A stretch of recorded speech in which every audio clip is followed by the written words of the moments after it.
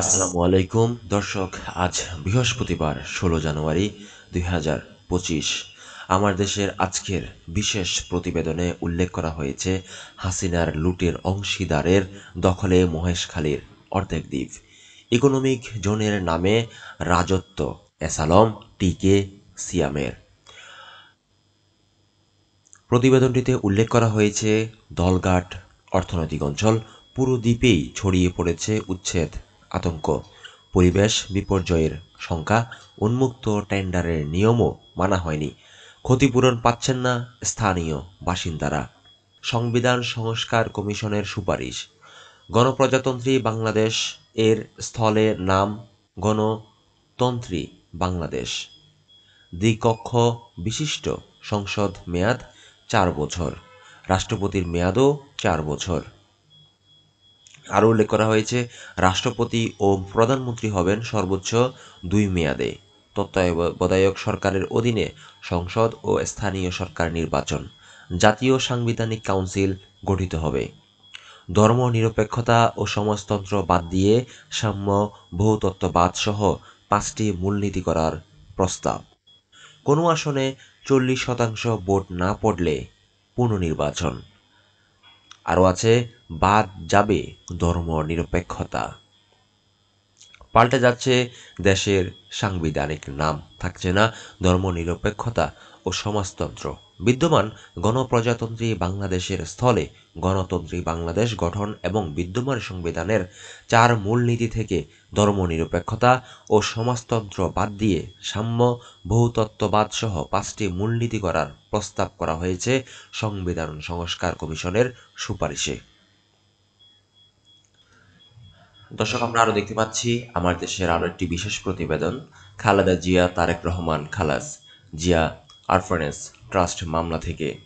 Zia আরফানেস trust মামলার হাইকোর্টে দেওয়া 10 বছরের সাজার রায়ের বিরুদ্ধে বিএনপি চেয়ারপারসন বেগম খালেদা জিয়ার আপিল মঞ্জুর করে তাকে খালাস দিয়েছে আপিল বিভাগ।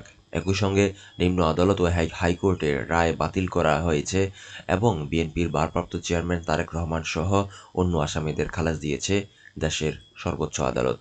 গতকাল বুধবার প্রধান বিচারপতি ডক্টর সৈয়দ রেফাত আহমেদের নেতৃত্বাধীন 5 বিচারপতির আপিল বিভাগের বেঞ্চ এই রায় ঘোষণা করে।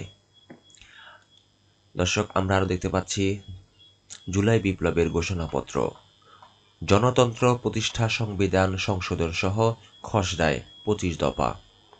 অংশীজনদের সঙ্গে বৈঠক আজ। সংস্কার প্রতিবেদন, চলতি বছরের মাঝামাঝি নির্বাচন চায় বিএনপি। কমিশনের প্রতিবেদন ইতিবাচক। জামায়াত দ্রুত আলোচনা চায় রাজনৈতিক দলগুলো। অন্তর্বর্তী সরকারের প্রধান উপদেষ্টা ডক্টর মোহাম্মদ ইউনূসের কাছে 4টি সংস্কার কমিশনের প্রতিবেদন জমার বিষয়টিকে ইতিবাচকভাবে দেখছে বাংলাদেশ জাতীয়তাবাদী দল ও বাংলাদেশ জামাত ইসলামী সহ বিভিন্ন রাজনৈতিক দল। দ্রুত বাকি সংস্কার কমিশনের প্রতিবেদন জমা এবং এসব নিয়ে রাজনৈতিক দলগুলোর সঙ্গে আলোচনার ভিত্তিতে সিদ্ধান্ত নেওয়ার প্রত্যাশা করছেন তারা। একই সঙ্গে সংস্কার কাজের পাশাপাশি দ্রুত নির্বাচনের রোডম্যাপ ঘোষণারও দাবি জানানো হয়েছে। এমনকি নির্বাচনমুখী সংস্কার শেষে দ্রুত চলতি বছরের মাঝামাঝি সময়ের মধ্যে নির্বাচন দেওয়ারও দাবি জানিয়েছে বিএনপি। দর্শক, আরও একটি প্রতিবেদনে উল্লেখ করা হয়েছে কমিশন প্রধানদের ডক্টর ইউনূস, সংস্কার প্রতিবেদনের ভিত্তিতে হবে নতুন চার্টার নির্বাচন। কমিশন প্রধানদের ডক্টর ইউনূস। দর্শক, আরও একটি প্রতিবেদনে আমরা দেখতে পাচ্ছি টিউলিপকে নিয়ে পার্লামেন্টে সমালোচনার মুখে স্টারমার। মন্ত্রণালয়ের অর্থনীতি বিষয়ক মন্ত্রী টিউলিপ সিদ্দিক, শেখ হাসিনার বোন শেখ রেহানার মেয়ে এই ব্রিটিশ এমপি গত বছর জুলাইয়ে লেবার পার্টি ক্ষমতায় আসার এই দায়িত্ব পেয়েছিলেন। অর্থনীতি বিষয়ক মন্ত্রী হিসেবে আর্থিক অনিয়মের বিষয় তদারকির ভার ছিল টিউলিপের উপর, কিন্তু বাংলাদেশের রূপপুর পারমাণবিক বিদ্যুৎ প্রকল্পে 59,000 কোটি টাকা আত্মসাতের অভিযোগে তার নাম আসার পর ব্রিটেন জুড়ে বিপুলভাবে বিতর্ক ছড়িয়ে পড়ে। সোমবার রাতে ব্রিটেনের অ্যান্টি করাপশন কোয়ালিশনের এক বিবৃতিতে জানানো হয়েছিল, অর্থনৈতিক দুর্নীতি বিষয়ে নজরদারি করার দায়িত্বপ্রাপ্ত মন্ত্রী বাংলাদেশে এমন এক ক্ষমতাচ্যুত শাসকের সঙ্গে সম্পৃক্ত। পুরো প্রতিবেদনটি দর্শক আপনারা পরবর্তীতে পড়ে নেবেন। প্রথম পাতার এই পর্যন্তই ছিল প্রতিবেদন। দর্শক, আমার দেশে ঢাকা নগরী পাতায় আমরা আসছি। পাতায় বলা হয়েছে রাজধানীর বুড়িগঙ্গায় এখনও টিকে আছে ভাসমান hotel. Sir Salimullah medical college হাসপাতাল ঘাটের চিত্র। বুড়িগঙ্গায় ভাসমান হোটেল, 40 টাকায় রাত যাপন। ডালা বিছানায় 3-4 জন, মাথাপিছু ভাড়া 40 টাকা। শুধু পুরুষরাই থাকতে পারেন বোর্ডিংগুলোতে। এক সিটের কেবিনে গুনতে হয় 100 টাকা। দর্শক, আরও দেখতে পাচ্ছি আমরা সালমান পলক আরও 4 দিনের রিমান্ডে। 193 কোটি টাকা পাচার শামীম ওসমানের। আরও উল্লেখ করা হয়েছে নির্বাচন ইস্যুতে বিএনপির সঙ্গে দূরত্ব নেই। সংবাদ সম্মেলনে পরিবেশ উপদেষ্টা। দলগত চিত্রকর্মে বাস্তববাদ। দলবদ্ধ দর্শনের ঘটনায় 4 তরুণ গ্রেফতার। দর্শক, আমরা আসছি আন্তর্জাতিক প্রতিবেদনে। সিউলে প্রেসিডেন্ট প্রাসাদে প্রবেশের চেষ্টা পুলিশ সদস্যদের। দক্ষিণ কোরিয়ায় সংকট, 6 ঘন্টার অভিযানে গ্রেফতার অভিশংসিত প্রেসিডেন্ট ইউন। গাজায় 24 ঘন্টায় নিহত 62। ইসরায়েলে ক্ষেপণাস্ত্র নিক্ষেপ হুতিদের। ইরান কখনো ট্রাম্পকে হত্যার চেষ্টা করেনি। এনবিসি চ্যানেলকে সাক্ষাৎকার পেজেশকিয়ান। বাংলাদেশের অনুপ্রেরণায় মণিপুরে পৃথক কুকিল্যান্ডের দাবি। 9 দিনেও নিয়ন্ত্রণে আসেনি নারকীয় আগুন, লস অ্যাঞ্জেলসে দাবানল। দর্শক, আমরা আসছি সম্পাদকীয় প্রতিবেদনে, যে প্রতিবেদনের জন্য আপনারা সবাই অপেক্ষা করেন। আজকের প্রতিবেদনে বলা হয়েছে চোরতন্ত্রের রাজনীতি, খালার পথে ভাগ্নি। লিখেছেন আলফাজ আনাম, সহকারী সম্পাদক, আমার দেশ পত্রিকা। উল্লেখ করা হয়েছে টিউলিপ সিদ্দিক বারবার বলে এসেছেন খালার রাজনীতির সঙ্গে তার কোনো সংযোগ নেই, কিন্তু তিনি ও তার বোন, যার সুবাদে ফ্ল্যাটের মালিক হয়েছেন, তারা আওয়ামী লীগের দলীয় রাজনীতির সূত্রে তাদের উপহার দিয়েছেন। টিউলিপ যে তার খালার রাজনৈতিক সঙ্গী ছিলেন সেটি প্রথম গণমাধ্যমে আসে 2013 সালে। শেখ হাসিনার রাশিয়া ও বেলারুশ সফরের সময় সফরসঙ্গী ছিলেন টিউলিপ। সেখানে প্রেসিডেন্ট পুতিনের সঙ্গে তার ছবি ব্রিটেনের গণমাধ্যমে ফলাও করে প্রচার করা হয়। দর্শক, আমরা দেখতে পাচ্ছি এখানে দুর্নীতির কারণে টিউলিপের পদত্যাগ। পাচার হওয়া অর্থ ফেরাতে উদ্যোগ নিন। আরও দেখতে পাচ্ছি আমরা খাদ্য সংকট নিয়ে প্রতিবেদন করা হয়েছে। এখানে উল্লেখ করা হয়েছে খাদ্য সংকট, টেকসই উন্নয়নে অন্তরায়, ক্ষুধা, হুমকির মুখে পড়েছে দেশের খাদ্য নিরাপত্তা।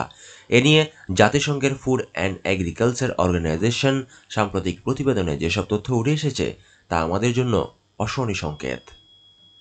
দর্শক, আমার দেশে আরও দেখতে পাচ্ছি সম্পাদকীয় পাতায় হাসিনার পতন ও ভারত বাংলাদেশ সম্পর্ক। লিখেছেন ব্রিগেডিয়ার জেনারেল রোকনউদ্দিন, অবসরপ্রাপ্ত। তিনি অবসরপ্রাপ্ত একজন সামরিক কর্মকর্তা। আপনারা প্রতিবেদনটি পরবর্তীতে পড়ে নেবেন। আমরা দেখতে পাচ্ছি সম্পাদকীয় পাতায় মেইল বক্স আছে। মেইল বক্সে আজকে বলা হয়েছে ভারতের পানি আগ্রাসন মোকাবিলার উপায়।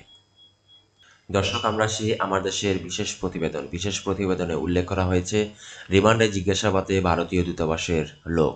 আওয়ামী শাসনে আলেম নিপীড়ন, মুফতি হারুন ইজহার, আপনারা সকলেই চিনেন ওনাকে, যুগ্ম মহাসচিব হেফাজতে ইসলাম বাংলাদেশ। এখানে একটা প্রতিবেদন আছে, আপনারা পরবর্তীতে পড়ে নেবেন। আরও একটিতে বলা হয়েছে আদালত অবমাননা আইন এবং স্বৈরতন্ত্রের বিচার বিভাগ। এখানে উল্লেখ করা হয়েছে আমার দেশের 2টি মামলায় আপিল বিভাগের আদালত অবমাননার রায়, বিভাগের মর্যাদা রক্ষা এবং আওয়ামী লীগ সরকারের রক্ষার মধ্যে সীমারেখা ঝাপসা করে দিয়েছে। আমার দেশকে লক্ষ্যবস্তু বানিয়ে বিচার বিভাগ নিজেকে একটি পক্ষপাতহীন ন্যায় বিচার প্রতিষ্ঠানের পরিবর্তে রাজনৈতিক হাতিয়ার হিসেবে নিজের প্রতিমূর্তি তুলে ধরেছে। বিরোধী কণ্ঠকে চেপে ধরার জন্য আদালত অবমাননা নামক ক্ষমতার সন্নিহিত ব্যবহার দেখিয়েছে। যে বিচার বিভাগ সংবিধানের অধিকার রক্ষা করার চেয়ে শাসক দলকে সমর্থন দেওয়াই বেশি ব্যস্ত ছিল। লিখেছেন এহসান সিদ্দিক।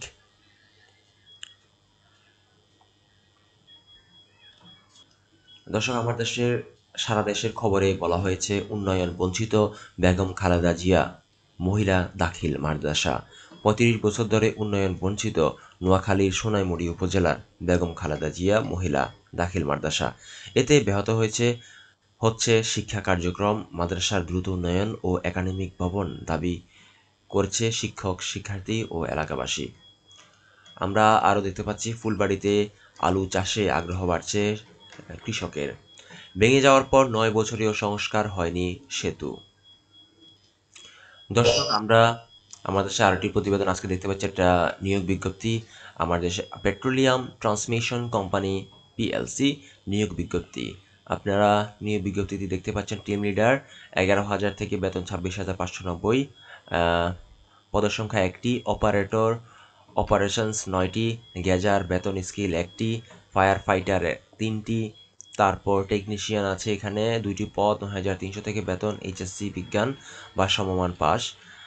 এখানে আমরা দেখতে পাচ্ছি টেকনিশিয়ান অনেক বড় একটা বিজ্ঞপ্তি, আপনারা দেখে নেবেন। টেকনিশিয়ান ড্রাইভার বেতন স্কেল 9,300 থেকে, পদের সংখ্যা হচ্ছে 2টি, অনূর্ধ্ব 35 বছর।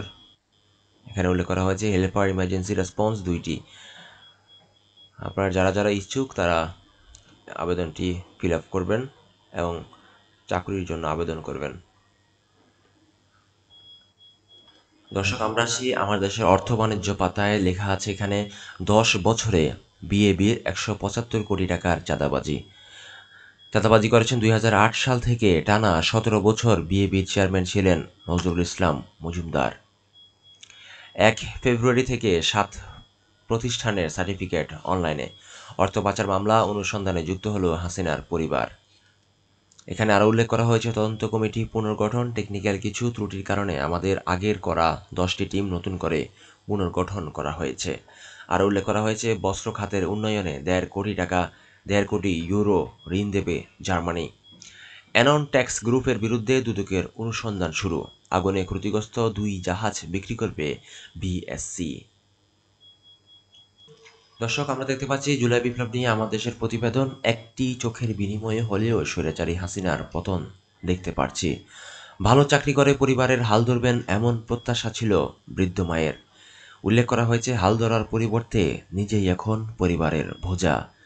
স্বৈরাচারী শেখ হাসিনার পতনের আন্দোলনে পুলিশের ছোড়া গুলিতে চিরতরে নষ্ট হয়ে গেছে বরিশালের বজ্রমোহন বিএম কলেজের ছাত্র রহমতুল্লাহ সাব্বিরের।